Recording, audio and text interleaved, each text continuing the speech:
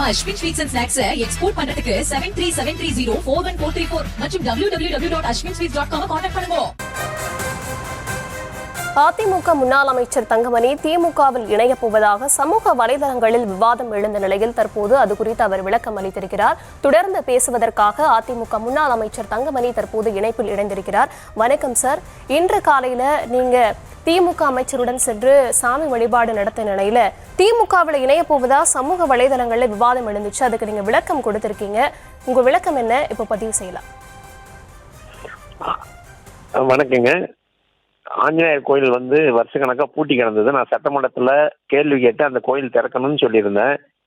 அதற்காக ஒரு கமிட்டி அமைச்சு அனைத்து கமிட்டியினுடைய கூட்டத்தை கூட்டியிருந்தாங்க. அதன்படி அமைச்சர் இந்த கோயிலில் பிரச்சனையாக இருக்குதுன்னு அவரே நேரடியாக பேசி இன்னைக்கு அதெல்லாம் பூஜை பண்ணி இனிமேல் யாரும் இது பண்ண வேண்டாம், இதில் அரசியலே வேண்டாம், கோயில் நல்லபடியாக நடத்தணும் அப்படின்னு சொல்லிட்டு போனார். இது உள்ளூர் எங்கள் ஊரில் இருக்கிற கோயில், அதனால் அனைத்து கட்சி கூட்டம் கூட்டுறதுனால நாங்களும் போக வேண்டியது. இதில் அரசியல் எதுவுமே இல்லை. இது தேவையில்லாமல் என்னை பற்றி தொடர்ந்து திமுகவுக்கு போகிறான். உடல்நலம் சரியில்லாமல் மருத்துவமனையில் இருந்தபோது இதே மாதிரி ஒரு செய்தியை போட்டாங்க. யாரோ அது ஆகாதவங்க இதை செய்கிறாங்க. நான் தலைவராலும் அம்மானாலும் அண்ணன் எடப்பாடியால் வளர்க்கப்பட்டவன். எந்த சூழ்நிலையிலும் நான் அதிமுக விட்டு செல்ல மாட்டேன். என் உயிர் உள்ளவரை அதிமுகவில் தான் இருப்பேன் என்பதை தெரிவித்துக் கொள்கிறேன். ஹலோ சார், அப்போ நீங்க திமுகவில் இணைய போவதா சமூக வலைதளங்கள்ல பரவன செய்தி வதந்தி அதாங்க. அது யாரோ தேவையில்லாத பரப்பிட்டு இருக்காங்க. ஒரு ஊர்ல ஒரு கோயில் பிரச்சனைனா அது எல்லாரும் கட்சியும் சேர்ந்து பேசுறதுல என்ன தப்பு இருக்குது?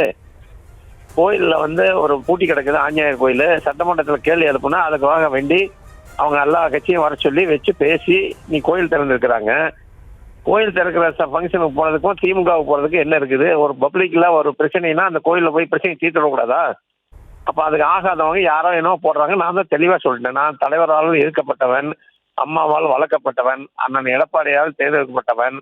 ஆகையால் நான் இருக்கின்ற வரை அதிமுகவில் தான் இறுதி மூச்சுள்ள வரை நான் ஏற்கனவே இதை நான் மருத்துவமனையில் இருக்கும்போதே சொல்லிவிட்டேன். இப்பொழுது மீண்டும் சொல்கிறேன். இது தேவையில்லாமல் சமூக வலைதளங்களில் பொய் பிரச்சாரங்களை செய்து கொண்டிருக்கின்றார்கள்.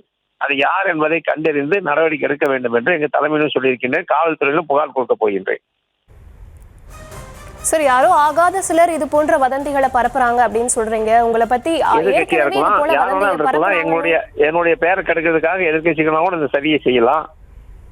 அதுக்கு என்ன இருக்குது? சரி, இதுக்கு முன்னாடி உங்களை பத்தி வதந்தி பரப்புனாங்கன்னு நீங்க சொன்னீங்க.